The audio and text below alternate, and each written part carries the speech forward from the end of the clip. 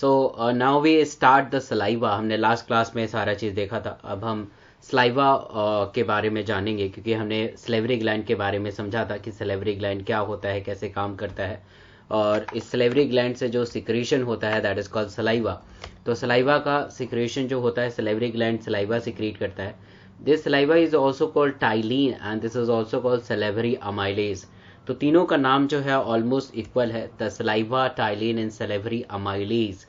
जहाँ पे एज आ जाए, एज का मतलब होता है कि there is a enzyme, ase का मतलब होता है एंजाइम, तो एज का मतलब होता है एंजाइम। तो this saliva secreted approx 1 to 2 litre per day, ठीक है, and there is secretion is promoted by the parasympathetic nervous system. तो जो भी सलेवरी ग्लैंड से सलाइवा सिक्रीट हो रहा है, मान लीजिए सलाइवा है और ये सलाइवा सलेवरी ग्लैंड से सिक्रीट होता है, तो and this is mainly due to the parasympathetic nervous system. अपने आप जो है सिक्रेशन यहाँ पे नहीं होता है, तो there is a requirement of some nervous innervation, nervous system innervate करती हैं तब जाके यहाँ पे सिक्रेशन होता है। So actually the salivary gland is example of the exocrine gland, and exocrine gland आपको पता है कि their secretion is directly into the duct, through the duct. तो डक्ट के थ्रू इसका सिक्रेशन होता है इस सलेवरी ग्लैंड का।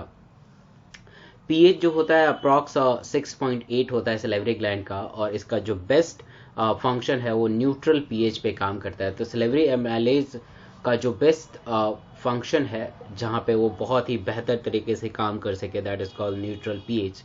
So now we are talking about the composition of saliva. So there is a secretory products like heavy salt, PB and BI, drug like penicillin, and protective substance like lysosome, thiocyanate, IgA type. And इसमें protective substance भी होते हैं, enzymes, salivary amylase and tyline. So this is an enzyme. So food substances present in mouth is called bolus. जो भी food substance mouth के अंदर होता है उसे हम बोलस बोलते हैं। Bolus is basically form by the help of salivary amylase, जो थिक पेस्ट की तरह बना देता है खाने को। सो that is called bolus. And digestion inside the mouth, mainly हमने अभी तक माउथ के बारे में स्टडी किया कि माउथ के अंदर हमने देखा लिप्स क्या होता है, टंग क्या होता है, सलेवरी ग्लैंड क्या होता है। अब हम देखेंगे कि माउथ के अंदर डाइजेशन क्या होता है, किस चीज का होगा, और माउथ के अंदर जो है एब्जॉर्प्शन किस चीज का होगा, राइट। तो ऐसे ही हम बारी बारी से सारे ऑर्गन के बारे में पढ़ेंगे। जैसे हमने माउथ पढ़ा, ऐसे ही हम इसोफेगस, स्टमक का देखेंगे कि स्टमक में किस चीज़ का डाइजेशन होता है, किस चीज़ का एब्जॉर्प्शन होता है। तो माउथ के अगर हम डाइजेशन के बारे में बात करें कि माउथ में किस चीज़ का डाइजेशन होता है, तो देयर इज अ स्टार्च। तो स्टार्च का यहाँ पे डाइजेशन होता है। तो जो भी हम स्टार्च, फूड पार्टिकल्स में जो भी हमारे स्टार्च रहते हैं, है ना, तो स्टार्च का डाइजेशन यहाँ पे होता है। And this starch is converted into the dextrose, maltose, isomaltose and glucose.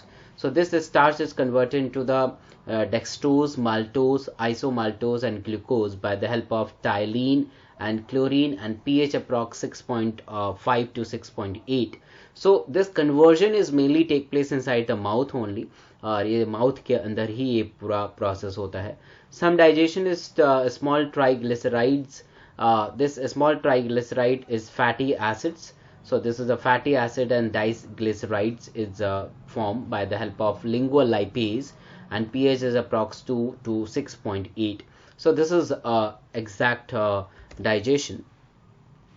Absorption की बात करें तो that certain drugs absorb inside the mouth through the blood capillary.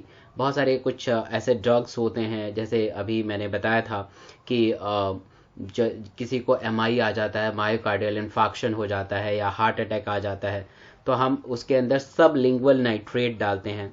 टंग के नीचे जो है एक नाइट्रेट का डालते हैं ताकि जो है उसका फास्ट एक्शन आए और उस हार्ट अटैक से बचाए। So there is a absorption of mouth के अंदर जो है कुछ ड्रग्स और खासकर नाइट्रेट का यहाँ पे एब्जॉर्प्शन होता है। पूरा माउथ अभी अभी देखा कि माउथ के अंदर क्या कौन कौन से स्ट्रक्चर्स होते हैं, कौन कौन सा सारा चीज़ होता है। और अब हम यहाँ पे इसोफेगस के बारे में पढ़ेंगे, और जैसे ही हमारा इसोफेगस खत्म होगा तो फिर हम स्टमक के बारे में स्टार्ट करेंगे, राइट।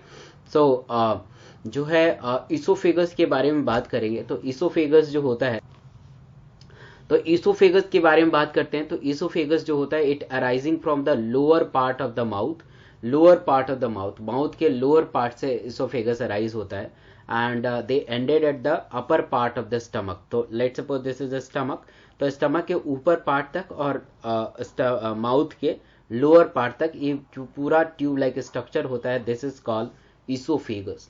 सो ईसोफेगस का जो स्ट्रक्चर है, it is arising from the lower part of the mouth to the upper part of the stomach, that is called esophagus, and it is a long tube like structure which help in carry the bolus, जो कि mouth में जो खाना है, mouth में जो खाना है, so उसे हम बोलस बोलते हैं, and from mouth to the stomach, mouth से लेके स्टमक तक ये लेके जाता है। तो ईसोफेगस का मेन जो रोल होता है, वो खाने को माउथ से लेके स्टमक तक लेके आता है, and this oesophagus is sometime this is called food pipe, because it carry the food, therefore they are called food pipe। तो बेसिकली इसमें क्या हो रहा है कि यहाँ पे देखेंगे, so this is a thick paste like structure that is called bolus, इसे हम बोलस कहते हैं, जो कि ये खाने को हमने चबाया है।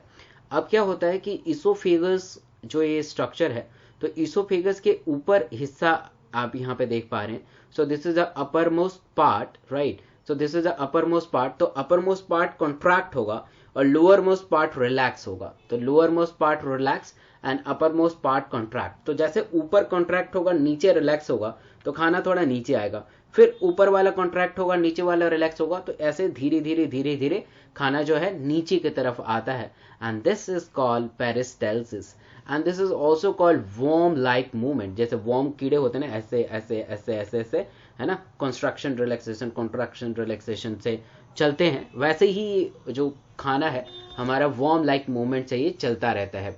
So this is important, this is also called worm, कीड़े लाइक वॉर्म लाइक मूवमेंट, तो वॉर्म लाइक मूवमेंट इसे कहा जाता है, right. So this peristalsis is important for the downward movement of the food, and this is important for the downward movement of the food. Downward का मतलब नीचे की तरफ लेके आता है खाने को, इसलिए इसे पेरिस्टाल्टिक मूवमेंट कहा जाता है। This is therefore they are called peristalsis movement, right. So this is very very important. So now oesophagus में इतना ही है। ईसोफेगस में थोड़ा सा अगर हम डीप जाके थोड़ा सा स्टडी करें, थोड़ा सा एमबीबीएस के करिकुलम पे देखें, तो there is a disease is called GERD, that is a gastric oesophageal reflux disease. इसमें क्या होता है कि मान लीजिए स्टमक है, और स्टमक ये जो हमारा ईसोफेगस है, this is a lower oesophageal sphincter होता है। यहाँ पे स्पिंचर लगे हुए रहते हैं ताकि जो खाना आ रहा है वो उसे अलाउ करे नीचे लेके आए। तो क्या होता है कि अगर इस स्टमक के अंदर जो होता है, एसिड का प्रोडक्शन ज़्यादा हो जाता है, अगर एसिड का प्रोडक्शन ज़्यादा हो जाता है, खासकर HCl, so this HCl is coming, that's coming upward, ऊपर की तरफ आने लगता है, ठीक है। और जो स्टमक के जो वॉल होते हैं ना, इनर साइड के जो वॉल होते हैं, वो HCl के रेजिस्टेंस होते हैं, मतलब HCl के रेजिस्टेंस होते हैं, ठीक है, HCl के रेजिस्टेंस होते हैं, HCl उसे कुछ भी कर नहीं पाएगा। बट ईसोफेगस के ऊपर कोई भी वॉल नहीं होता है, तो इस वॉल को खराब करने लगेगा, ठीक है। सो इससे बहुत बीमारी होती है, आप एमबीबीएस में पढ़ेंगे, there is a Barrett oesophagus, there is a term and there is disease that is a Barrett oesophagus, इसे बोलते हैं। और एक बाद में जाके एडिनो कार्सिनोमा में कन्वर्ट हो जाता है, this is adeno carcinoma, adenocarcinoma of the oesophagus, that is cancer of the oesophagus में कन्वर्ट हो जाता है। तो this is a gastric oesophageal reflux disease. तो लॉन्ग स्टैंडिंग का मतलब होता है कि काफी दिनों तक अगर गैस्ट्रिक इसोफेजियल रिफ्लक्स डिजीज अगर रहेगा, so they lead to the Barrett oesophagus, and this Barrett oesophagus, if it is untreated, they lead to the adenocarcinoma of the esophagus. So this topic is not concerned for your NEET exam, but yes, this is important। बहुत सारे ऐसे लोग होते हैं जिनको gastric reflux आते रहता है और अनट्रीटेड रह जाता है, तो इसको ठीक करना बहुत ही जरूरी है। And there is a drug that is called PPI, that is a PPI group of drug है, और इसमें जो है पेंटोपेराजोल, पेंटोसिड आपने कभी सुना होगा, पेंटोसिड 40 mg जो बिफोर ब्रेकफास्ट लेते हैं, तो उसमें काफ़ी इसे रिलीफ मिलेगा। तो this is now we are looking forward, that is stomach के बारे में करेंगे। हमने ईसोफेगस के बारे में अभी देखा, अब हम स्टमक के बारे में पढ़ेंगे। तो there is a J shape structure is called stomach, so this is a J shape stomach is so stomach is called gaster. Stomach को हम basically gaster बोलते हैं, and it is a J-shaped structure and it is a most expanded part of the alimentary canal. तो इसमें alimentary canal जो होता है alimentary canal का सबसे expanded part होता है, यानी जैसे हम खाना खाएंगे तो काफी वो stretch हो जाएगा, and this J-shaped structure is converted into the inverted C-shaped structure. So ये expand होने के कारण ही होता है. स्टमक को बेसिकली जो है हम 4 हिस्सों में डिवाइड करते हैं. बुक में 3 हिस्सा लिखा हुआ है. One is cardiac part. Cardiac part क्या होता है कि जैसे ही इसोफेगस यहाँ पे आके ओपन होता है तो this particular part is called cardiac part. Oesophagus यहाँ पे ओपन होता है तो यहाँ से एक लाइन खींचेंगे और जो ऊपर वाला पार्ट होता है, so this is called fundus part. So this is a fundus part. Now this is a body and this last part is called pyloric part. The last part is called pyloric part. So basically there is a 4 type. Esophagus जहाँ आके open हो रहा है तो this is a cardiac part which is near to the heart. Therefore they are called cardiac part. The uppermost part where the gas is stored, that is called fundus part, and the body is the main part where the digestion is take place, and pyloric is a end part जहाँ से undigested part जो है small intestine में जाता है. तो जो undigested part है स्मॉल इंटेस्टीन में जाए तो that is called pyloric part. And this pyloric part is further classified into the 2 part that is called pyloric antrum. This is called pyloric antrum इसे कहते हैं, और पाइलोरिक कैनाल बोलते हैं. Pyloric canal. तो पाइलोरिक कैनाल जो होता है वो सबसे जो है बाहर वाला पार्ट है जिसमें ड्यूडेनम में जाके, अब ये पाइलोरिक कैनाल जो है ड्यूडेनम में जाके ओपन होगा जो कि स्मॉल इंटेस्टाइन का पहला पार्ट है. तो कैपेसिटी जो होती है स्टमक की अप्रॉक्स 1.5 to 1.7 लीटर होती है, और फूड स्टे जो करता है स्टमक के अंदर करीब 2.5 to 5 जो है फूड स्टे 5 आवर्स, यहाँ पे लीटर लिख दिया, यहाँ पे आवर्स के अराउंड रहता है. अब ये डिपेंड करता है कि जो ये फूड है ये डिपेंड करता है ये फूड जो है ये जो फूड है वो जो है ये फूड है वो कौन सा रिच है, किस चीज़ का रिच है, इसलिए इस पे डिपेंड करता है, राइट. तो अगर जो कार्बोहाइड्रेट रिच फूड है दे लीव फर्स्ट. जो कार्बोहाइड्रेट रिच फूड है वो पहले ही निकल जाता है.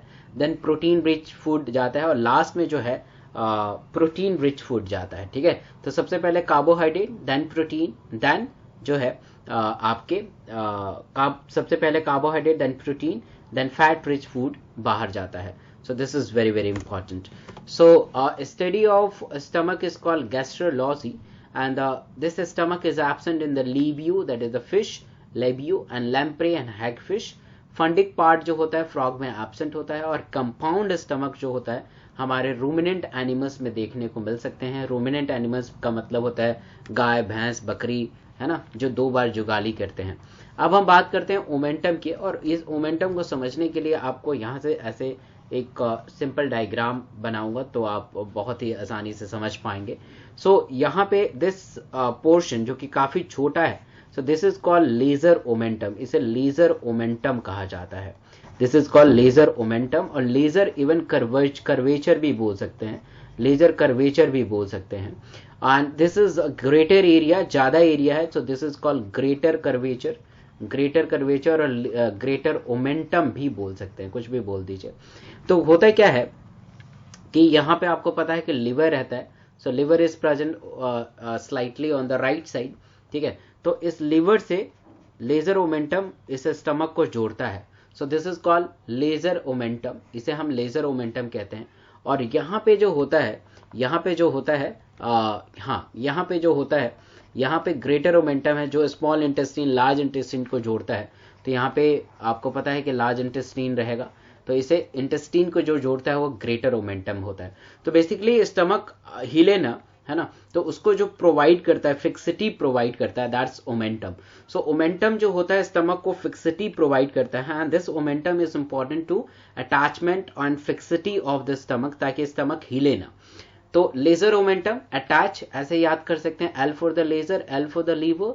तो लीवर से जो अटैच करे वो लेजर ओमेंटम है, लेजर कर्वेचर है. एंड ग्रेटर ओमेंटम का मतलब है जो इंटेस्टीन से अटैच करे, that is called greater omentum, right? So greater omentum, they help in attach to the stomach to the intestine, and the lesser omentum is help to attach to the liver. So they're part of stomach, as already discussed हमने किया. Cardiac part which is facing toward the heart, फंडिक्स जहाँ पे gas store होता है, body जो होता है जो मेन फूड स्टे करता है, and pyloric part, pyloric antrum and pyloric canal यहाँ पे बेसिकली होता है. So this is all about your stomach. So antrum के अंदर, एंट्रम के पाइलोरिक पार्ट जो होता है, जैसे अभी हमने डिस्कस किया था कि पाइलोरिक पार्ट के दो पार्ट होते हैं. One is called antrum, another is called canal. और आपको पता है कि कैनाल जो होता है, पाइलोरिक स्पिंचर यहाँ पे होगा. ऐसा समझ सकते हैं कि जैसे स्टमक है ये, और स्टमक का ये पाइलोरिक कैनाल है. So this is called pyloric canal, right. और पाइलोरिक कैनाल से ड्यूडेनम यहाँ पे अटैच हो जाता है, दैट इज ड्यूडेनम.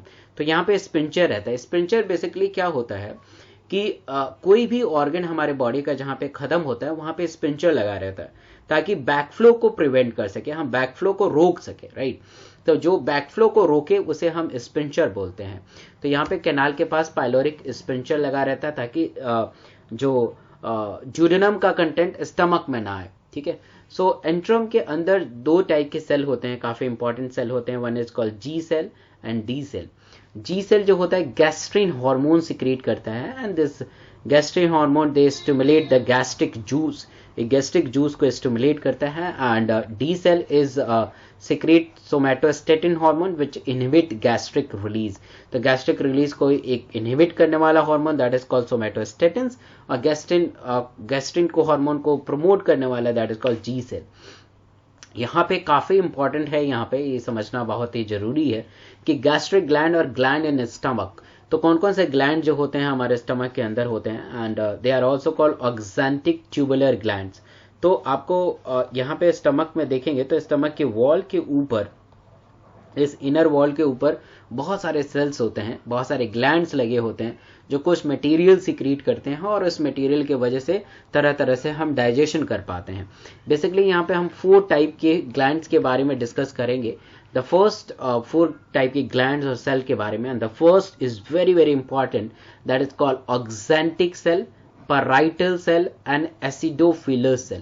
तो oxyntic cell, parietal cell and acidophilous cells. So oxyntic cell जो होता है they secrete the HCl. Oxyntic cell जो होता है HCl सिक्रीट करता है. और दूसरा जो इंपॉर्टेंट सिक्रेशन होता है that is called castle intrinsic factor, that is a CIF. तो CIF क्या होता है, ऐसा आप समझ सकते हैं कि मान लीजिए कि आपने विटामिन B12 खाया. तो लेट सपोज आपने विटामिन B12 का कंटेंट कुछ खाया, और आपको पता है कि विटामिन B12 जो है the richest source of vitamin B12 is a meat and curd.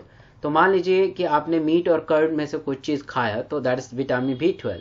तो विटामिन B12 आया, तो ऐसा समझे कि मान लीजिए कि ये स्टमक है हमारा, और इस स्टमक में यहाँ पे ये विटामिन B12 है. तो इस विटामिन B12 को जो कैप्चर करेगा, that is called castle intrinsic factor.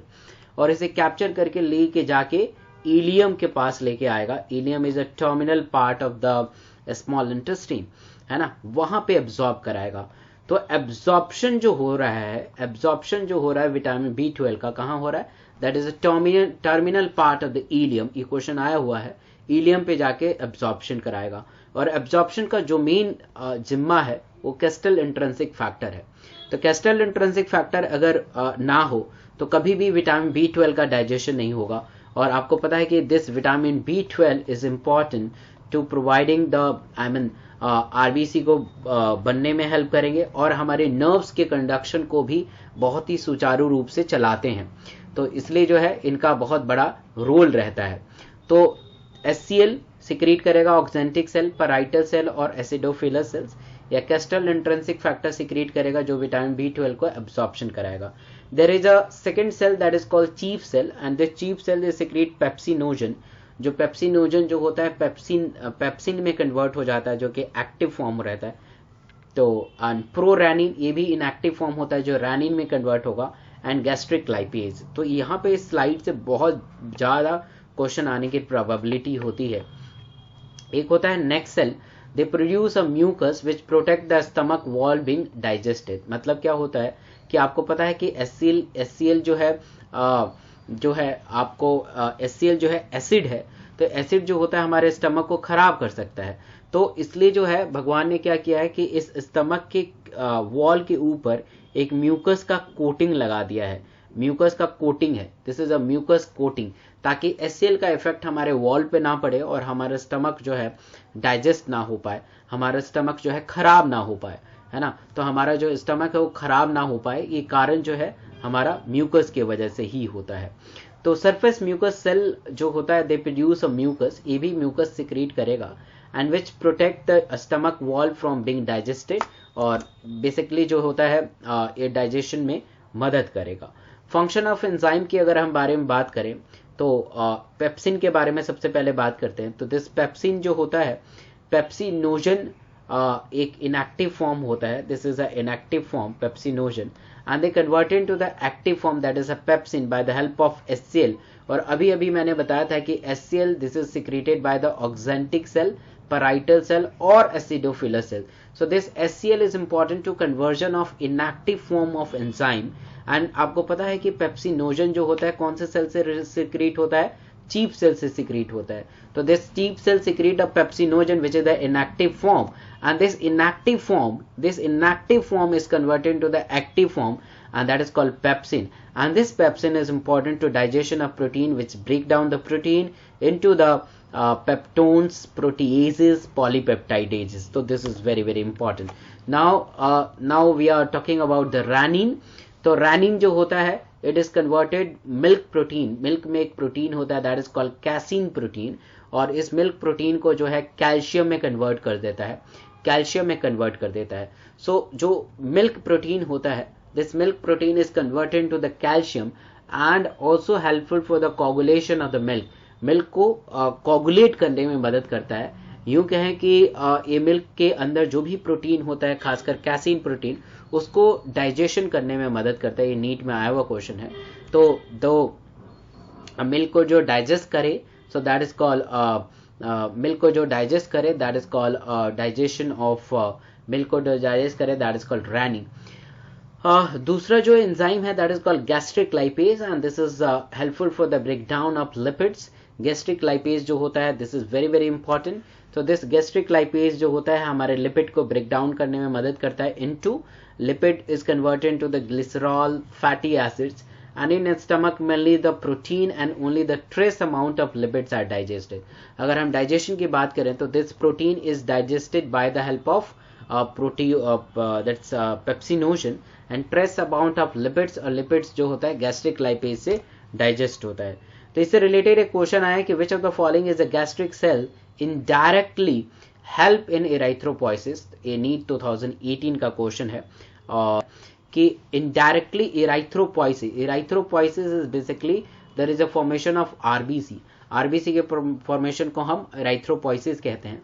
और अभी मैंने बताया था कि विटामिन B12 जो होता है वो दो कामों के लिए जाना जाता है, कि हमारे ब्लड को बनाने के लिए और दूसरा जो है हमारे नर्व्स कंडक्शन को मेंटेन करने के लिए, कि ताकि हमारा कंडक्शन अच्छा हो। And this vitamin B12 is related to the parietal cell, क्योंकि विटामिन B12 जो होता है, यहाँ देखिएगा, यहाँ पे देखिए ये लाइन लिखा है।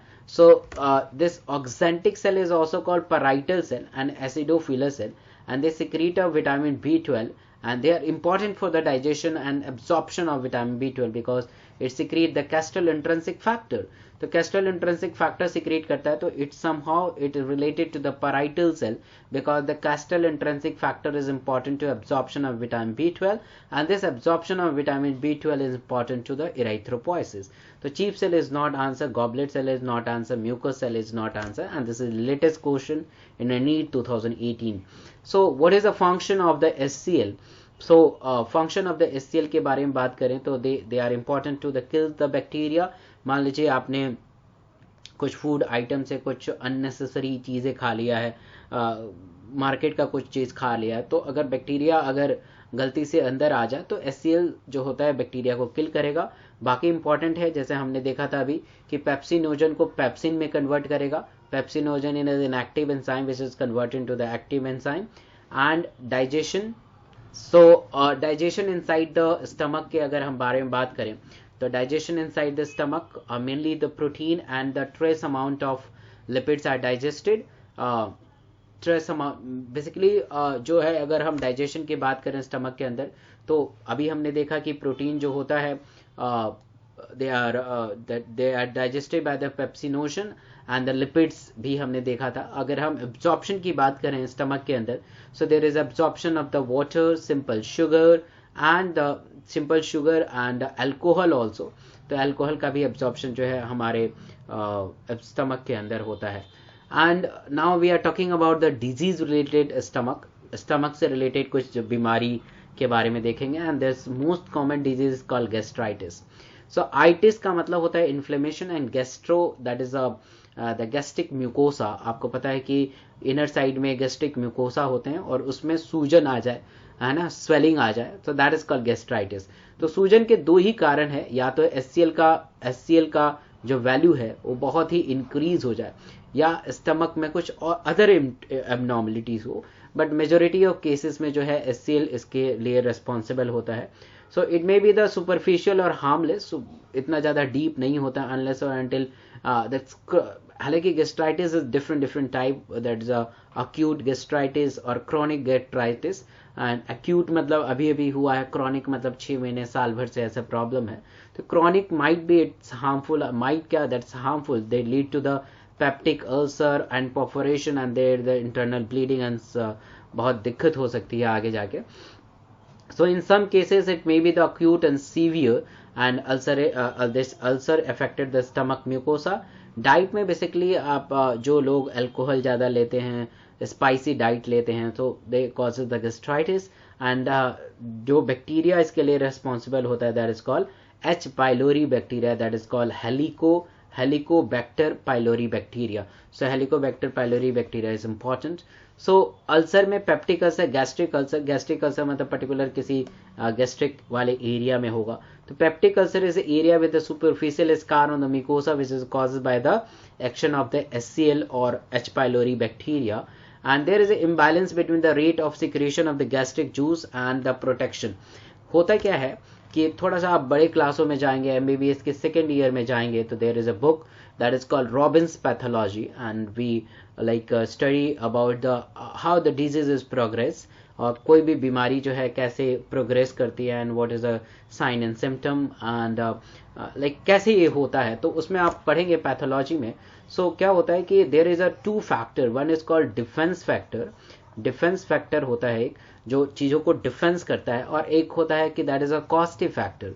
तो अगर पॉजिटिव फैक्टर जो होता है वो ज्यादा हो जाए, है ना, और डिफेंस फैक्टर कम हो जाए, तो हमें डिजीज कॉज होगा। पॉजिटिव फैक्टर में HCL and H pylori bacteria होता है, ये पॉजिटिव एजेंट है। और डिफेंस फैक्टर में 3-4 चीजें होता है।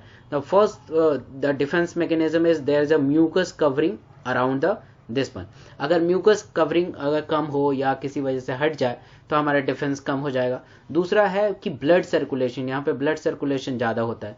तीसरा है बाइकार्बोनेट आयन, है ना, बाइकार्बोनेट आयन यहाँ पे ज्यादा होता है। तो ये सारे हमारे डिफेंस करते हैं ताकि जो है ये म्यूकोसा का लेयर टूटे ना, फटे ना, है ना, परफोरेट ना हो, और हम बच सके। बट एचसीएल का प्रोडक्शन ज्यादा है, एच पाइलोरी ज्यादा है, तो म्यूकोसा को तोड़ देते हैं। There is ulcer. Ulcer is simply जो होता है हमारा म्यूकोसा जो होता है हील ना हो पाए, फट जाए, टूट जाए, तो दैट इज अल्सर। और मैं एमबीबीएस को नहीं पढ़ा रहा हूँ, मैं यूजी को पढ़ा रहा हूँ, इसलिए मैं थोड़ा सा डीप में नहीं जाना चाहता हूँ, because I read ulcer so many time, I treat the patient regarding to ulcer, there is some protocol regarding to ulcer and find out the which type of ulcer, what is a clinical symptom, और उस patient को क्या क्या जांच कराते हैं, क्या treatment देते हैं। तो मैं उस सिनेरियो में नहीं घुसना चाहता हूँ, बिकॉज यू आर नॉट आप अभी उसमें आगे नहीं जाओगे, तो ये सब चीज जानना आपके लिए भी सही नहीं है अभी। सो अगर मान लीजिए कि स्टमक के अंदर कोई डिजीज हो जाए, let's suppose कि there is a cancer and this cancer is called benign type of cancer. benign और 2 टाइप के ट्यूमर होते हैं, one is called benign type, one is called malignant type. So benign type is a localized type, they are not migrate elsewhere in the body, they are just localized particular organ. तो ये benign type है, और कब ये malignant type में हो जाए हम कह नहीं सकते हैं, और जैसे ही मैलिग्नेंट टाइप में कन्वर्ट हो जाए तो फिर हम बचा नहीं सकते हैं उस पेशेंट को। तो बेसिकली हम उस स्टेज में क्या करते हैं, या तो रेडिएशन या अलग अलग चीज़ों को उपाय करके करते हैं, और हमें लगता है कि अभी मतलब कि ठीक से ट्रीट नहीं हो रहा है, तो that scenario that's lower part of the stomach and the upper part of duodenum, पूरा स्टमक को बाहर ही निकाल देते हैं। That is called gastrectomy. Tomy का मतलब होता है there is a surgical removal of the stomach. Tomy का मतलब surgical removal of any organ from the body, that is Tommy.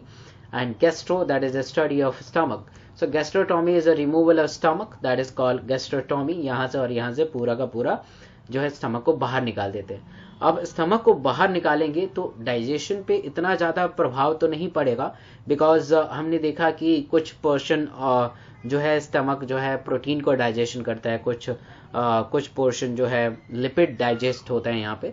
तो majority of lipids and majority of protein are digested inside the small intestine, but the major problem in this gastric intrinsic factor, ये सिर्फ और सिर्फ stomach में ही होता है और कहीं पे नहीं होगा। तो this patient is suffer from the that is chronic anaemia and pernicious anaemia. खतरनाक टाइप के एनीमिया से वो जूझ सकता है ना। तो खतरनाक टाइप के एनीमिया से, पर्नीसियस का मतलब होता है मोस्ट डेंजरस। सो उसको हम उसे सप्लीमेंट देते हैं ताकि जो है वो एनीमिक ना हो और उस एनीमिया से मरे ना, राइट। तो अगर किसी का स्टमक हमने निकाला है, और स्टमक को निकालेंगे तो मान लीजिए इसोफेगस है, ये ड्यूडेनम है, तो यहाँ से जो है कुछ आर्टिफिशियल पाइप से, है ना, कुछ इससे जोड़ देंगे तो डायरेक्टली खाना जो है अंदर हमारे स्मॉल इंटेस्टीन में जाएगा। तो एनीमिया जो होता है, एनीमिया से बचे ना, ठीक है, एनीमिया से मरे ना, तो हम एनीमिया को प्रोटेक्ट करने के लिए सारा चीज उसको देते हैं। तो it is not affected on the digestion, but the CIS, that is a gastric intrinsic factor, is affected, so the patient might be suffering from the pernicious anemia, and there is a symptom is called dumping syndrome। dumping syndrome के अंदर बहुत सारी चीजें होती हैं, है ना। अगर पेशेंट खाना खाएगा तो स्वेटिंग करेगा, अचानक से ग्लूकोज का लेवल बढ़ जाएगा, दैट इज ग्लाइसीमिया हो जाएगा, क्योंकि डायरेक्टली खाना जो है स्टमक में नहीं जा रहा है, directly small intestine, large intestine में फटाफट डाइजेशन हो रहा है, एब्जॉर्प्शन हो रहा है, तो ग्लूकोज का लेवल बढ़ जाएगा इससे, है ना, तो ग्लाइसीमिया हो जाएगा इससे। सो बट आप समझिए कि कैंसर जैसे खतरनाक बीमारी से मरने से तो बच गया। ये सब चीज को हम बहुत ही अच्छे से मैनेज कर लेंगे, कोई इसमें प्रॉब्लम नहीं है। तो first question, the initial step of digestion of milk in a human is carried out, NEET में डायरेक्टली आया हुआ क्वेश्चन है। So it is a rennin, ठीक है। तो रैनिन जो होता है मिल्क को डाइजेस्ट करने में मदद करता है। तो pepsin is protein, trypsin is protein, lipase जो है लिपिड को डाइजेस्ट करता है। तो rennin is only act on the milk. The second question जो कि डायरेक्टली नीट से क्वेश्चन है, the richest source of vitamin B12, जैसे हमने डिस्कस किया था, तो दैट इज अ लिवर यानी जो रिचेस्ट सोर्स है वो हमारा एनिमल सोर्स है। तो एनिमल्स में यहाँ पे लिवर ही इसमें अच्छा ऑप्शन है, and spirulina it's a great option. So this is important. And तो क्वेश्चन डायरेक्टली नीट में आया हुआ क्वेश्चन है, और यहाँ पे देखेंगे इन मैन द जाइमोजन और chief cell are mainly found in. तो चीफ सेल कहाँ मेनली होंगे, कार्डिक पार्ट पे, पाइलोरिक पे, ड्यूडेनम पे तो होगा नहीं, फंडिक पार्ट, तो it's fundus part of the stomach. थोड़ा सा ये याद करने वाला क्वेश्चन है और नीट में क्वेश्चन आया हुआ है। Now we are talking about the compound stomach. तो कंपाउंड स्टमक के बारे में बात करेंगे। जैसे अभी मैंने बताया था कि जो कंपाउंड स्टमक होता है हमारे रूमिनेंट एनिमल्स में बेसिकली देखने को मिलता है, जैसे गाय, भैंस, बकरी, और रूमिनेंट एनिमल्स जो जुगाली करती हैं उनको रूमिनेंट एनिमल्स कहा जाता है। सो compound stomach is modification of the oesophagus. Basically oesophagus का मॉडिफिकेशन होता है।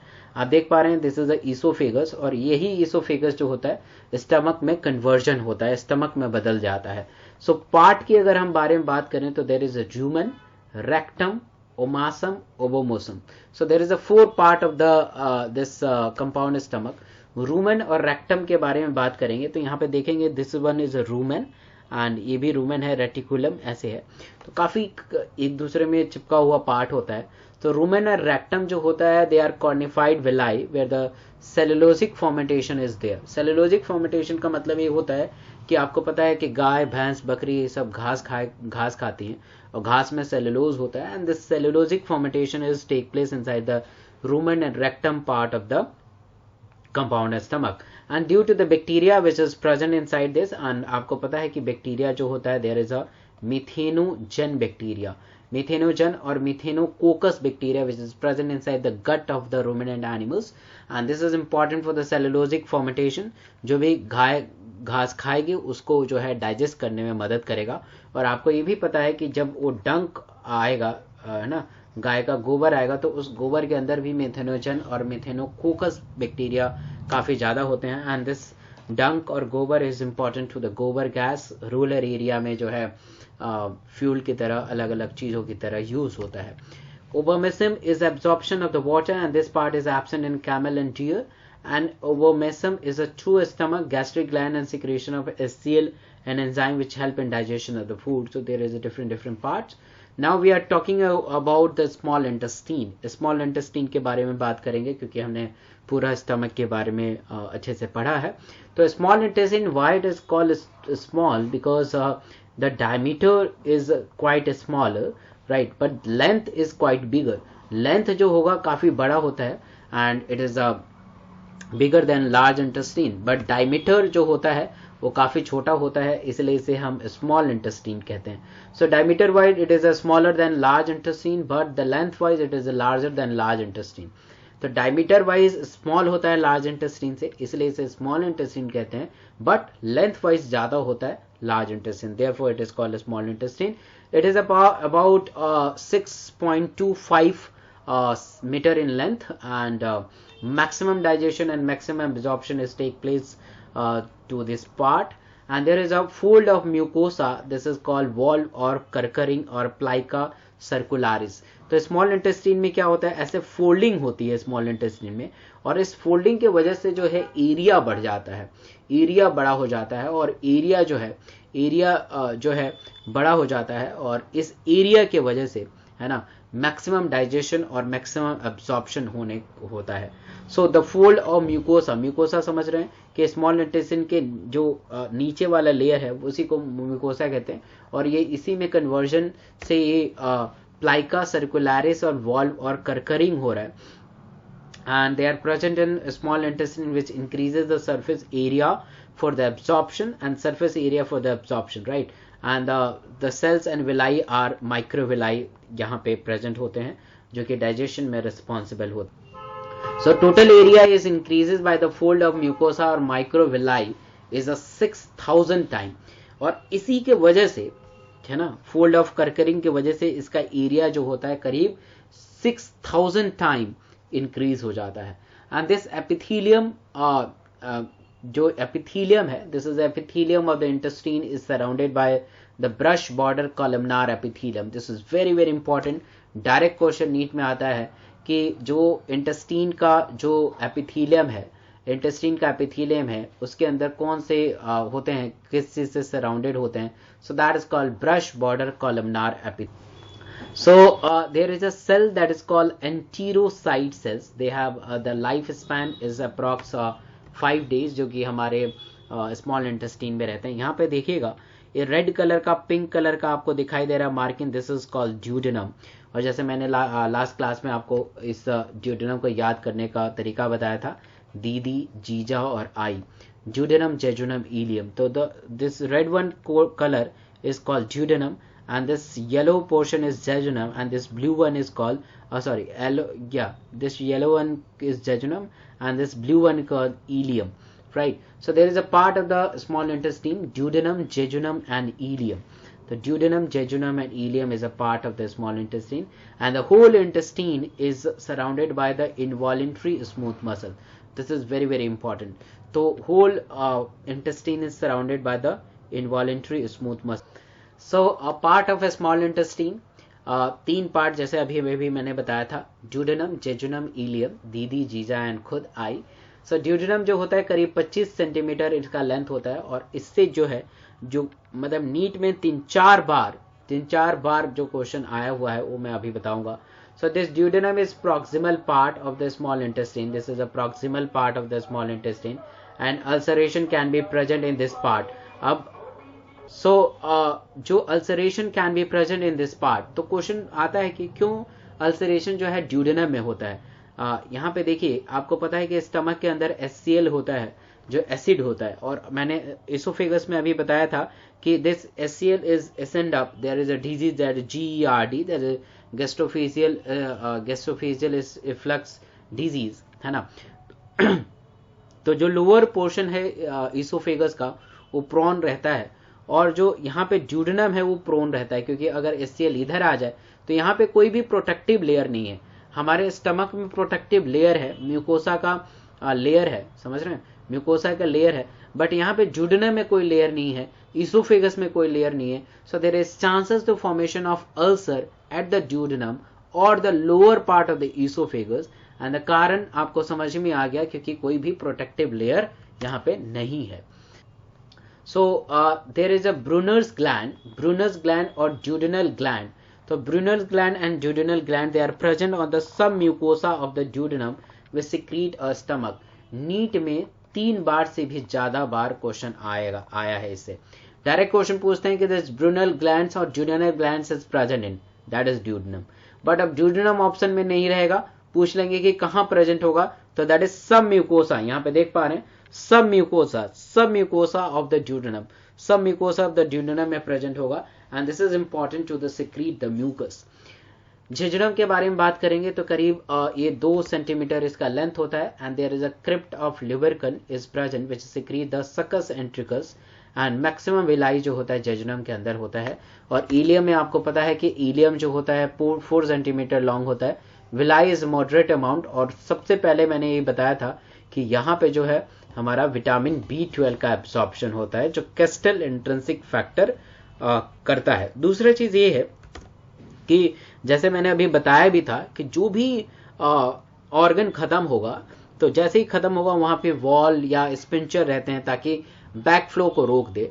तो यहाँ पे देख पा रहे हैं this is a ileum, so this is a last portion, this is a ileum, और इलियम जो होता है सीकम के अंदर ओपन होता है, तो यहाँ पे वॉल रहता है, and this wall is called ileocaecal wall, this wall is called ileocaecal wall, ताकि जो है एक बार कंटेंट अगर सीकम में आ जाए तो फिर रिटर्न जो है हमारे इलियम में ना आ पाए। तो इस वॉल का मेन उद्देश्य ये रहता है कि फिर बैकफ्लो को रोक दे, ताकि जो है एक बार सीकम में आ जाए तो वो इलियम में ना आए। So this wall is important, and this site is mainly prone to TB जो कि इंडिया में काफी कॉमन है, tuberculosis. So this tuberculosis is mainly reported in the cecum part or ileum part. It is a quite common, और ऐसा नहीं है कि जो टीबी है हमारे चेस्ट में ही होता है। There is a lot of TB which is I mean they are called secondary site of the TB like brain, even fallopian tube, abdominal TB, bone TB जो खतरनाक हो सकता है और हमारे इंडिया में काफी कॉमन है। So there is a Pierce patches which are formed inside the aggregations of the 100 to 200 lymphocytes. Villi is absent over the Pierce patches. अब कुछ इंटेस्टाइनल ग्लैंड्स के बारे में बात करते हैं। जैसे हमने स्टमक में देखा था कि बहुत सारे ग्लैंड्स होते हैं और अलग अलग उनका सिक्रेशन होता है, ऐसे ही हमारे इंटेस्टीन के अंदर भी कुछ ग्लैंड होते हैं और उनका अलग अलग सिक्रेशन होता है। So the following cells are found in the small intestine. The first cell is called goblet cells, and this goblet cells are present in intestinal mucosa of the epithelium, and they secrete a mucus.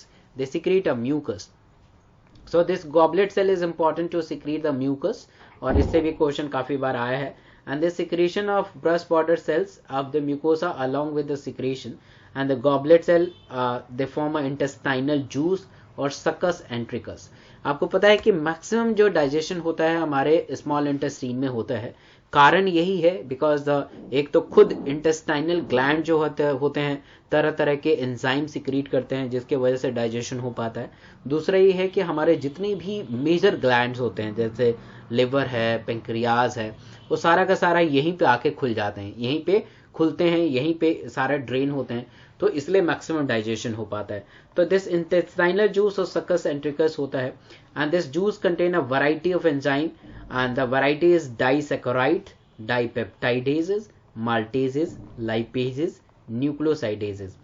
हर एक word यहाँ पे important है, हर एक line इस slide का important है और direct question आएगा, इसलिए आपको हर एक वर्ड जो है आपको ध्यान से देखना है, सुनना है, समझना है और याद भी करना है।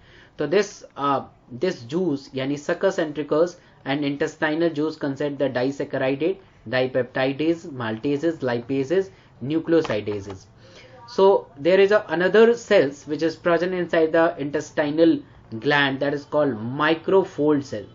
Microfold cells. So they identify the antigen present in the food. अगर एंटीजन प्रेजेंट होता है, ठीक है, एंटीजन प्रेजेंट होता है फूड के अंदर, तो उसको आइडेंटिफाई करने में मदद करता है.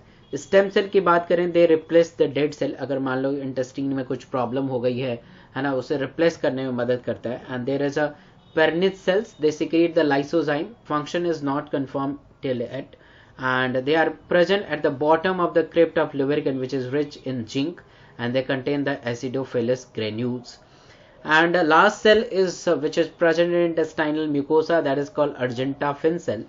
They secrete a serotonin which stimulates the peristaltic movement. ऐसा नहीं है कि पेरिस्टल्सिस जो है ईसोफेगस में हो. आप सोच सकते हैं अगर पेरिस्टल्सिस सिर्फ ईसोफेगस में ही हो तो स्टमक का खाना स्मॉल इंटेस्टाइन में कैसे जाएगा, स्मॉल इंटेस्टाइन का खाना लार्ज इंटेस्टाइन में कैसे जाएगा, लार्ज इंटेस्टाइन बॉडी से बाहर कैसे निकलेगा. यानी पेरिस्टल्सिस जो होता है होल जीआईटी सिस्टम में होता है, हर एक सिस्टम में होता है, ताकि जो है खाना का मूवमेंट हो सके. Yes, it is a slow, है ना, जैसे हमारे इसोफेगस में जिस रेट से फास्ट रेट से होता है, इस फास्ट रेट से और जगह नहीं होता है, बट हर जगह हमारा पेरिस्टल्सिस मूवमेंट होता है. तो जो इंटेस्टाइन में पेरिस्टल्सिस मूवमेंट कराता है वो अर्जेंटाफिन सेल कराता है, because it secrete a serotonin which is important for the construction and vermicular movement is take place. So what is the digestion which is take place inside the small intestine. आपको पता है कि maximum digestion जो है small intestine में होता है, and small intestine is a major site of digestion and absorption of carbohydrate, fats and protein. And question है कि which cell of crypt of lubricant secrete antibacterial lysosome. So answer is A, that is the Pernich cell. और ये NEET 2017 latest year का question है, और यहाँ पे आप देखेंगे तो डायरेक्ट जो है Pernich cell which is present in the bottom of crypt of lubricant which is rich in this one. तो डायरेक्ट क्वेश्चन है और डायरेक्ट क्वेश्चन से ये आंसर आया है. सो कार्बोहाइड्रेट डाइजेशन देखते हैं, जो कि स्मॉल इंटेस्टाइन में बेसिकली ये प्रेजेंट होता है. सो इंटेस्टाइनल जूस, जो इंटेस्टाइन में हमने देखा कि जूस होता है, that is called intestinal juice which contain a disaccharides. तो इंटेस्टाइनल जूस के अंदर डाइसैकेराइड होता है, and this enzyme is splitting the disaccharide into the monosaccharides. और मोनोसैकेराइड जो होते हैं और भी छोटे चीजों में कन्वर्ट हो जाते हैं, and then finally absorb by the blood vessels.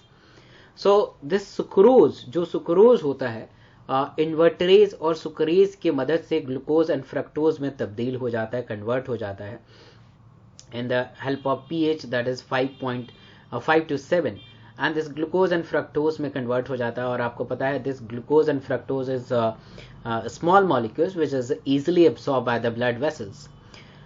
दूसरा चीज ये है कि the polysaccharides that is a starch is converted into the disaccharide by the help of amylase, or that is a carbohydrate digestion which is take place inside the small intestine by the different enzyme.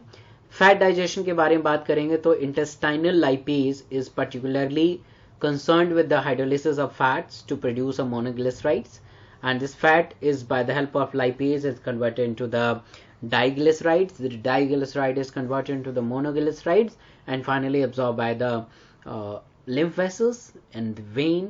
ऐसे होता है. And इस small intestine में जो है हमारा protein का भी डाइजेशन होता है. So there is a erepsin mixture of the several specific enzyme which act on the primarily or rapidly on the peptones, polypeptides and converting them into the amino acids. So protein जो भी आपने diet में लिया है, peptones लिया है या proteases लिया है, and they convert into the dipeptides, and the dipeptide is converted into the amino acids. This dipeptide is converted into the amino acids, right? So this protein peptodes or proteases by the help of trypsin, chymotrypsin and carboxypeptidases is converted into the dipeptides. Dipeptidases से amino acid में convert हो जाएगा. Erepsin जो होता है एक तरीके का मिक्सर है. The erepsin is what? It is a mixture of several specific enzymes उसके अंदर इंटेस्टाइनल एंजाइम भी होंगे, उसके अंदर लिवर का भी कुछ एंजाइम होगा, कुछ पेंक्रियास का भी एंजाइम होगा. So there is a mixture of the enzyme is called erepsin. So what is absorption? अभी हमने डाइजेशन देखा, mainly the fats, protein, carbohydrate is digestion is take place inside the small intestine. Now the absorption inside the small intestine, this is a principal organ for the absorption of the nutrient. और maximum digestion हो रहा है तो maximum absorption भी होगा यहाँ पे.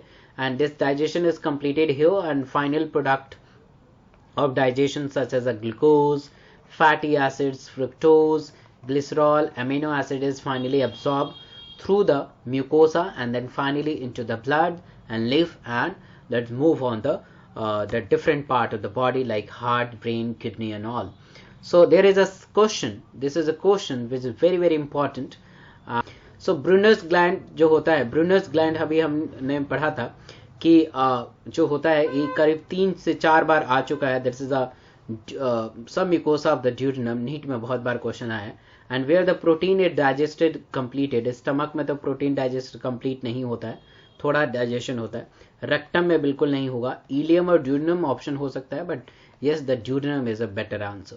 So this is all about the small intestine. So the first question जो नीट में आया है कि most of the fat digestion is occur inside the small intestine, no doubt, and the enzyme which is not present in succus entericus direct slides the question है, that is called nucleases. Lipases, nucleosidases, maltases is present in succus entericus, but nucleases is absent. And what is the correct enzyme for the substrate pair? Carbohydrate lipases, maltases, lactoses, protein amylases, and renin जो है, rennin जो है casein protein पे act करता है. तो this is the right option.